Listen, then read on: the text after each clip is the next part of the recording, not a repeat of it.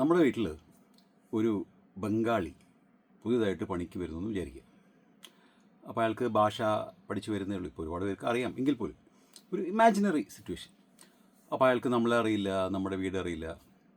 അപ്പോൾ നമ്മളെ കൂടെ നിന്ന് നമ്മളയാൾക്ക് പറഞ്ഞു കൊടുക്കുന്നു, ഇവിടെ കിളയ്ക്കുക, ഇവിടെ അത് വൃത്തിയാക്കുക, ഇവിടെ അത് ചെയ്യുക, ഇവിടെ അത് ചെയ്യുക എന്ന് പറയുന്നു. അപ്പോൾ തുടക്കത്തിൽ അയാൾക്ക് അതുമായിട്ട് പൊരുത്തപ്പെടാൻ ഒരുപക്ഷെ ബുദ്ധിമുട്ടുണ്ടായേക്കാം. പക്ഷേ ആ ഒരു ദിവസം കൊണ്ട് തന്നെ അയാൾ ചിലപ്പോൾ ഒരു മികച്ച പണിക്കാരനായി മാറി. നമ്മൾ പറഞ്ഞ പണികളെല്ലാം തീർത്തു. അങ്ങനെ അയാൾ ദിവസവും പണി ചെയ്യാൻ വരാൻ തുടങ്ങി. അപ്പോൾ ഒരുപക്ഷെ നമ്മൾ പറയാതെ ഇതേ പണിയാണ് ചെയ്യുന്നതുകൊണ്ട് പറയാതെ അയാൾ നന്നായിട്ട് പണി ചെയ്യാൻ തുടങ്ങി. അങ്ങനെ കുറേ കഴിഞ്ഞപ്പോൾ നമുക്ക് തോന്നാൻ തുടങ്ങി, ഇത് നമ്മുടെ ഒരു ആവശ്യം അവിടെ ഇല്ല, ഇയാൾ നന്നായിട്ട് പണിയുന്നുണ്ടല്ലോ എന്ന് കരുതി ഇയാൾ ഒരു ദിവസം വരുന്നു. അപ്പോൾ അയാളോട് അന്ന് ആ പണിയല്ല മറ്റൊരു പണിയാണ് ചെയ്യാൻ പറഞ്ഞിരുന്നത്. അപ്പോൾ അന്നത്തെ ആ പണി ഒരുപക്ഷെ ഒരു വലിയ ട്രാജഡിയായി മാറുന്നു. എനിക്ക് എൻ്റെ എൻ്റെയർ കഴിഞ്ഞ ഒരു വർഷക്കാലത്തെ ഒരു AI എക്സ്പീരിയൻസ് വിത്ത് AI ടൂൾസിന് അങ്ങനെ സംഗ്രഹിക്കാനാണ് ഞാൻ ആഗ്രഹിക്കുന്നത്. ഇപ്പോൾ ഇത് ടെക്നോളജിക്ക് എതിരാണോ എന്നൊക്കെ ചോദിച്ചാൽ ഒരു പരിധിവരെ ആണെന്ന് പറയേണ്ടി വരും. കാരണം നമ്മൾ വിചാരിക്കുന്നു this is probably the biggest boon to humans. എനിക്ക് തോന്നുന്നു it is a biggest scam. And I really hope it is true. I tell you why. ആദ്യം ഞാൻ സോഫ്റ്റ്വെയറിൽ വർക്ക് ചെയ്തുകൊണ്ട് ഞങ്ങളുടെ പഴയ ഒരു വാട്സപ്പ് ഗ്രൂപ്പുണ്ട്, പഴയ ഫ്രണ്ട്സിൻ്റെ, ഇപ്പോഴും സോഫ്റ്റ്വെയറിലൊക്കെ വർക്ക് ചെയ്യുന്നത്. അവിടെ നിന്നാണ് എനിക്ക് ചാറ്റ് ജി പിയുടെ ഒരു ഇൻവിറ്റേഷൻ കിട്ടുന്നത്. അന്നൊക്കെ ഇൻവൈറ്റ് ഓൺലിയൊക്കെയാണ്. അങ്ങനെ അതിലത്തെ വൺ ഓഫ് ദ ഏർലിയസ്റ്റ് മെമ്പറായിട്ട് കയറിയ ഒരാളാണ് ഞാൻ. അപ്പോൾ ഞാൻ കേൾക്കുന്ന കഥകൾ അമേരിക്കയിലുള്ള നമ്മുടെ ഫ്രണ്ട്സ് അന്നത്തെ കാലത്ത് കുട്ടികൾ ഒന്നും അസൈൻമെൻറ്റ് എഴുതാണ്ടായി, അപ്പോൾ ഇത് എഴുതി കൊടുക്കുന്നു, ടീച്ചർമാർ കൊണ്ടു കൊടുക്കുന്നു, അത് പിടിക്കപ്പെടുന്നില്ല, എക്സെട്ര ജീവിതം വളരെ എളുപ്പമായി എല്ലാ കാര്യങ്ങളും മുന്നോട്ട് പോകുന്നതൊക്കെയാണ്. അപ്പോൾ ആദ്യം ഇതുമായിട്ട് പൊരുത്തപ്പെടാൻ എനിക്ക് കുറച്ച് ബുദ്ധിമുട്ടുണ്ടായി. പക്ഷേ കുറച്ച് കഴിയുമ്പോഴത്തേക്കും എനിക്ക് എൻ്റെ ഒരു സുഖം പിടിച്ചു. ലൈക്ക് നമ്മൾ പെട്ടെന്ന് എക്സ്പേർട്ട് ആവണം എല്ലാ കാര്യത്തിലും. എനിക്ക് പെട്ടെന്ന് തോന്നുന്നു തുടങ്ങി, നമുക്കൊരു ഡോക്ടറുടെ ആവശ്യമില്ല. കാരണം ഒരു ഡോക്ടർക്കുള്ള ഒരു ബുദ്ധിയല്ലേ. ഇവിടെ ഞാനൊന്ന് ചോദിച്ചു കഴിഞ്ഞാൽ ലോകത്തിലെ ഏറ്റവും ബെസ്റ്റ് ഡോക്ടർമാരെല്ലാ ബുദ്ധിയും നമുക്ക് കിട്ടുകയാണ്. സെയിം ഫോർ വക്കീൽ, സെയിം ഫോർ എനിത്തിങ്. അപ്പോൾ നമ്മൾ വെറുതെ നമ്മുടെ കയ്യിലൊരു സർവ്വവിജ്ഞാനകോശം ഇരിക്കുകയാണ്. അപ്പോൾ എനിക്ക് പതുക്കെ എൻ്റെ സ്ഥിരം കാണുന്ന വേറെ നല്ലൊരു ഡോക്ടറോടും നമ്മുടെ സുഹൃത്തായ വക്കീലിനോടും എക്സെട്ര ആൾക്കാരോടൊക്കെ ഒരു പുച്ഛം തോന്നി തുടങ്ങി. ലൈക്ക് നിങ്ങളൊക്കെ ഇനി എന്ത് ചെയ്യും, കഷ്ടമാണല്ലോ. അപ്പോഴാണ് ഇത് സിനിമയിലേക്കും ഏറ്റവും പെട്ടെന്ന് വളരെ പെട്ടെന്ന് കടന്നു വന്ന് AI ഫിലിംസ് ഉണ്ടായി തുടങ്ങുന്നു. നമ്മുടെ ഫ്രണ്ട്സിന് പലരുടെയും ആനിമേഷൻ സ്റ്റുഡിയോസ് പൂട്ടിപ്പോകുന്നു.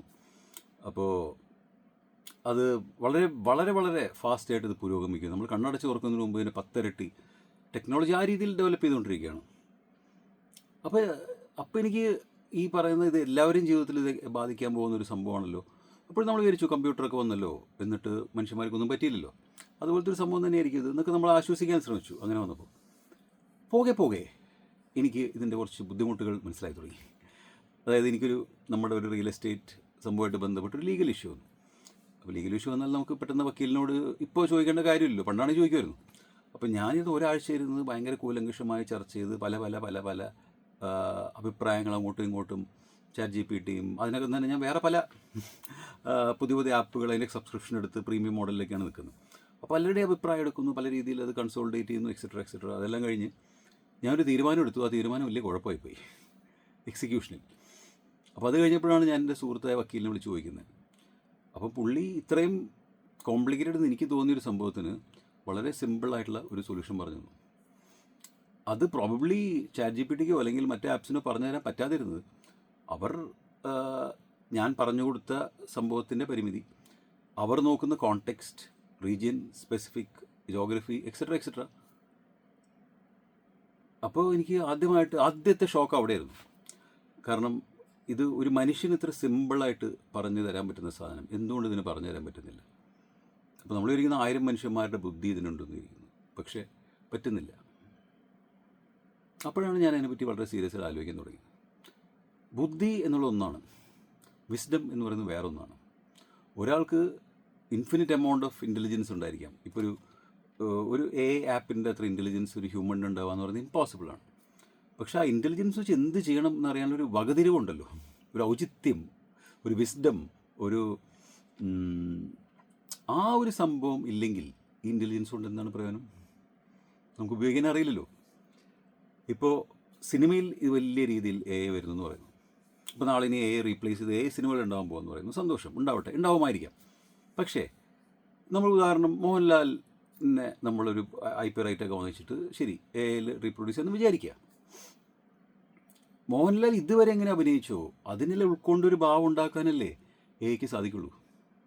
അല്ലാതെ മോഹൻലാൽ എന്ന മനുഷ്യൻ, അയാൾ ഓരോ ദിവസം തോറും അയാൾക്കുണ്ടാകുന്നൊരു വളർച്ച, ആ വളർച്ചയിൽ നിന്ന് പുതിയൊരു ക്യാരക്ടറിന് കിട്ടുമ്പോൾ അയാളുടെ അന്നത്തെ ചിന്തയോടെ അയാൾ കോറിലേറ്റ് ചെയ്ത് ഉണ്ടാക്കുന്ന ഒരു പുതിയ രൂപമുണ്ടല്ലോ, അതിനോട് ഒരിക്കലും എത്താൻ പറ്റില്ലല്ലോ. അപ്പോഴാണ് എനിക്ക് മനസ്സിലായത് ഇത് ഇത്ര പേടിക്കാനുള്ള സംഭവമല്ല. ഇറ്റ് ഈസ് ഈ പറഞ്ഞ ബബിൾ പൊട്ടാൻ പോവാണ്. അപ്പം എൻ്റെ ഒരു സുഹൃത്ത്, എന്നോട് ജോലി ചെയ്യുന്ന സുഹൃത്ത് തന്നെ, അദ്ദേഹം ഒരു ചെറിയൊരു IT കമ്പനിയൊക്കെ തുടങ്ങി.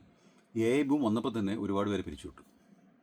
അപ്പോൾ എന്നോട് എപ്പോഴും ഭയങ്കര ആവശ്യപരിതനായിട്ട് സംസാരിക്കും. എനിക്കും അങ്ങനത്തെ ഒരു ഇൻവെസ്റ്റ്മെൻറ്റിനൊക്കെ താല്പര്യമുണ്ടായിരുന്നു. എനിക്ക് IT യിലോട്ട് തിരിച്ച് ആ രീതിയിൽ ഇൻവെസ്റ്റർ എന്ന രീതിയിൽ തിരിച്ചു പോകാനൊക്കെ ഒരു ഇൻട്രസ്റ്റ് ഈ അടുത്ത കാലത്തായിട്ടുണ്ട്. അപ്പോൾ ഞാൻ അതിന് കുറേ പ്രപ്പോസൽസ് നമുക്ക് കേട്ടുകൊണ്ടിരിക്കുന്ന ഒരു കാലഘട്ടമാണ്. അപ്പം പുള്ളി പറഞ്ഞു എനിക്ക് ഒരു ആപ്പുണ്ട്, ആപ്പ് 100 പേരെ പണി ചെയ്യും എന്ന് പറഞ്ഞിട്ട്. അപ്പോൾ 100 പേരെ പണി ചെയ്യും, ഈ കാണിച്ചൊക്കെ തന്നു. അപ്പോൾ ഞാനും എക്സൈറ്റഡ് ആയി, ലൈക്ക് ഇതിങ്ങനെയാണല്ലോ, അടിപൊളിയാണല്ലോ. സംഭവിച്ചത് ഇവരിതെല്ലാം വെച്ച് പണിയെല്ലാം ചെയ്തു കഴിഞ്ഞ് ക്ലയൻറ്റിന് കൊടുത്തു. ക്ലയൻറ്റ് ഭയങ്കര ഹാപ്പി, ഭയങ്കര quick delivery, everything has happened. 6 മാസം കഴിഞ്ഞപ്പോൾ ഒരു സീരിയസ് ഇഷ്യൂ വന്നു. അപ്പോൾ ഇഷ്യൂ ഫിക്സ് ചെയ്യാൻ നമ്മൾ ഇതേ ടൂളിന് തന്നെ കൊടുത്തു. പക്ഷേ അതിന് ഫിക്സ് ചെയ്യാൻ പറ്റുന്നില്ല. അതിൻ്റെ ഇൻ്റലിജൻസ് ലെവൽ മാറിയിരിക്കുന്നു, വളർന്നിരിക്കുന്നു, അല്ലെങ്കിൽ എന്തോ സംഭവിച്ചിരിക്കുന്നു. അപ്പോൾ ഇതെങ്ങനെ ഫിക്സ് ചെയ്യുമെന്ന് ചോദിച്ചാൽ ഇത് ലക്ഷക്കണക്കിന് ലൈൻസ് ഓഫ് കോഡ് റിവ്യൂ ചെയ്യാൻ, അത് എഴുതിയ കോഡാണല്ലോ, അത് റിവ്യൂ ചെയ്യാൻ ആർക്കും അറിയില്ലല്ലോ. അവനെ പ്രോജക്റ്റ് നഷ്ടപ്പെട്ടു, കമ്പനി വലിയ പ്രതിസന്ധിയിൽ പോയി, അവൻ ആൾക്കാരെ തിരിച്ച് ഹയർ ചെയ്യാൻ തുടങ്ങി, അങ്ങനെ സംഭവിച്ചു. ഇതിന് ഒരു സൊല്യൂഷൻ ഉണ്ടായേക്കാം. അതായത് ഈ ആപ്പ് കൂടുതൽ ഇമ്പ്രൂവ് ആയി, കൂടുതൽ സ്മാർട്ടായി ഈ പറഞ്ഞ പ്രശ്നങ്ങൾ സോൾവ് ചെയ്യാൻ പറ്റുന്നതായിരിക്കും. അപ്പോൾ നമ്മൾ ഡോക്യുമെൻറ്റ് റിവ്യൂ ചെയ്യാൻ കൊടുക്കുന്നു, ഒരു 1000 പേജ് റിവ്യൂ കൊടുത്തു കഴിഞ്ഞാൽ ചിലപ്പോൾ അത് ഒരു സെക്കൻഡിൽ റിവ്യൂ തരും. അത് ചിലപ്പോൾ അവിടെ നിന്ന് ഇവിടുന്ന് 10 പേജോ വായിക്കുന്നത്. അത് ഇപ്പോഴത്തെ അവസ്ഥ. That can definitely improve. പോകെ ഇമ്പ്രൂവ് ആവും. പക്ഷേ അതിന് നമ്മുടെ ഒരു ഔചിത്യബോധം ഉണ്ടാവും. ഒരു വ്യക്തി ചിന്തിക്കുന്ന അയാളുടെ പെർസ്പെക്റ്റീവിൽ ചിന്തിച്ച് അയാൾക്ക് വേണ്ടി എങ്ങനെ ഉണ്ടാക്കാൻ പറ്റും എന്ന രീതിയിൽ അതിന് എന്തെങ്കിലും എത്താൻ പറ്റും. ഇപ്പോൾ നമ്മുടെ ഫ്രണ്ട്സ് പറയുന്നുണ്ട് ഇതിന് ട്രെയിൻ ചെയ്യാം. ഇപ്പോൾ നമ്മൾ ബംഗാളി പണിക്കാരൻ്റെ കേസിനെടുത്താൽ, പണിക്കാരൻ കുറേ മലയാളം പഠിച്ചു, അയാൾ ഇന്നും ഒന്നും പണി മനസ്സിലായി. പക്ഷേ ഒരിക്കലും മാറാൻ പറ്റാത്തത് അത് ഞാനുണ്ടാക്കിയ വീടും എൻ്റെ ആഗ്രഹങ്ങൾക്കനുസരിച്ച് ഞാൻ ജീവിക്കേണ്ട വീടുമാണ് എന്നുള്ള കാര്യത്തിന് ഒരിക്കലും മാറ്റം ഉണ്ടാവില്ലല്ലോ. അത് മാറ്റം ഉണ്ടാവത്തോളം കാര്യം അയാൾക്ക് എന്നേക്കാൾ ബുദ്ധിപരമായിട്ട് അവിടെ ആ വീട്ടിൽ വന്ന് പണി ചെയ്യാൻ പറ്റില്ല. It is as simple as that. ഈ അടുത്ത് വലിയൊരു $multi-million ഗ്ലോബൽ കമ്പനിയുടെ ഒരു വെബ്സൈറ്റ് ഒരു 13 മണിക്കൂർ ഷട്ട് ഡൗൺ ആയി. ഇതേ ഇഷ്യൂ എൻ്റെ ഫ്രണ്ടിൻ്റെ കമ്പനിയിൽ ചെറിയ രീതിയിൽ സംഭവിച്ച അതേ issue. And they are bringing back humans.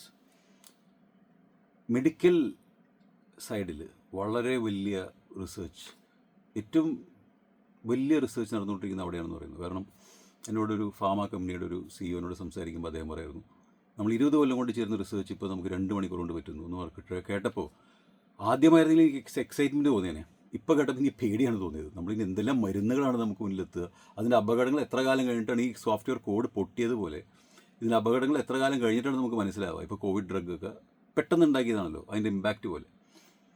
അപ്പോൾ ആ രീതിയിൽ എക്സ്പ്ലോഡ് ചെയ്തുകൊണ്ട് ഒരു സംഭവം ഇപ്പോൾ നമ്മുടെ മുന്നിലുണ്ട്. ഇപ്പോൾ നമുക്ക് പല ഓപ്ഷൻസ് ഉണ്ട്. ഇതിനെ സ്വീകരിക്കാം, ഇതേ ഇല്ലാതെ ജീവിക്കാമെന്ന് തീരുമാനിക്കാം, ഇതിനോടൊപ്പം ചേർന്ന് ജീവിക്കാം. ഞാൻ ആഗ്രഹിക്കുന്നതിൽ 3ാമത്തെ വശമാണ്. നമുക്ക് ചെയ്യാവുന്ന ഏറ്റവും നല്ല കാര്യം ഈ സംഭവത്തിന് നമ്മളുടെ നല്ലൊരു പണിക്കാരനായി കരുതുക. ഒരു കൂട്ടുകാരനായി പോലും കരുതാൻ പറ്റില്ല. കാരണം എൻ്റെ ഒരു സുഹൃത്തിന് ഇതുപോലെ കുറേ കുടുംബജീവിതത്തിൽ കുറേ പ്രശ്നങ്ങളുണ്ടായിട്ട് അവരൊരു സൈക്കോളജിസ്റ്റിനെ കാണാൻ പോവാണ്. അപ്പോൾ എറണാകുളത്തേക്ക് ഒരു സൈക്കോളജിസ്റ്റിനെ കാണാൻ ഒരു അപ്പോയിൻമെൻറ്റ് 2000 രൂപയാണ്. അപ്പോൾ അവരൊരു ആപ്പ് എടുത്ത് ഭയങ്കര ലാഭമാണല്ലോ, ഇതെല്ലാ ദിവസവും സംസാരിക്കാം.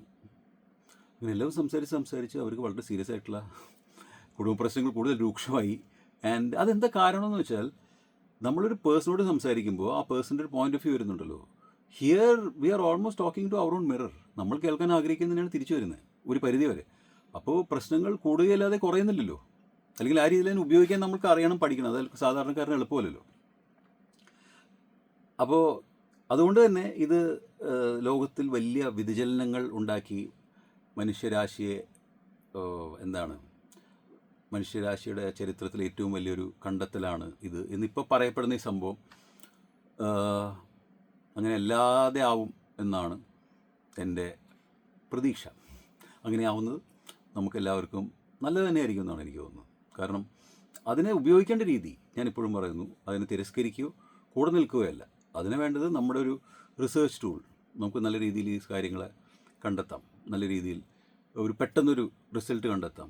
പക്ഷേ ആ റിസൾട്ട് ഉപയോഗിച്ച് എന്ത് തീരുമാനിക്കണം എന്നുള്ള എന്താ പറയുക, ഒരു ഡിസിഷൻ നമ്മളതിന് വിട്ടുകൊടുത്താൽ അത് നമ്മൾക്ക് നമ്മൾ മടിയന്മാരല്ല ആക്കുക, നമ്മളെ മണ്ടന്മാരാണാക്കുക എന്നാണ് എനിക്ക് തോന്നുന്നത്. സോ ആ ബംഗാളി പണിക്കാരനെ നമ്മുടെ വീട്ടിലെ നല്ലൊരു പണിക്കാരനായി അയാൾക്ക് വേണ്ട കെയർ കൊടുത്ത്, അയാൾക്ക് ശമ്പളം കൂട്ടി കൊടുത്ത്, അയാളെ കൂടുതൽ എഫിഷ്യൻ്റ് ആക്കി, അയാളുടെ കൂടെ തന്നെ നമ്മുടെ കൂടെ നിർത്തുക. പക്ഷേ അയാൾ നമ്മുടെ വീട്ടിൽ നമുക്ക് വേണ്ടി ചിന്തിച്ച് നമ്മളുടെ വീട്ടിൽ നമുക്കിഷ്ടമുള്ള ഭക്ഷണം ഉണ്ടാക്കി നമുക്കിഷ്ടമുള്ള പോലെ കാര്യങ്ങൾ ചെയ്യും, ഒന്നും പറയാതെ എന്ന് പ്രതീക്ഷിക്കരുത് എന്നുള്ളത് മാത്രമാണ്. അപ്പോൾ ഇതൊരു വലിയൊരു ടോപ്പിക്കായതുകൊണ്ട് ഇതിനെക്കുറിച്ച് ഏത് രീതിയിൽ പറഞ്ഞാലാണ് ഇങ്ങനെയാണ് സംഭവിക്കുകയെന്ന് അറിയില്ല. പക്ഷേ ഇത് പറയാൻ തന്നെ കാരണം ഇന്ന് ഇതിനെക്കുറിച്ച് വലിയൊരു ഡിസ്കഷൻ ഉണ്ടായിരുന്നു. അപ്പോൾ അതിൽ പങ്കെടുക്കേണ്ടി വന്നപ്പോൾ എല്ലാവരും ഇതിൻ്റെ ഏറ്റവും പോസിറ്റീവ് സൈഡ്സിനെ പറ്റിയാണ് പറയുന്നത്. അപ്പം എനിക്കെന്തോ പറയാൻ തോന്നിയത് അവിടെയും ഇവിടെയും ഇതാണ്.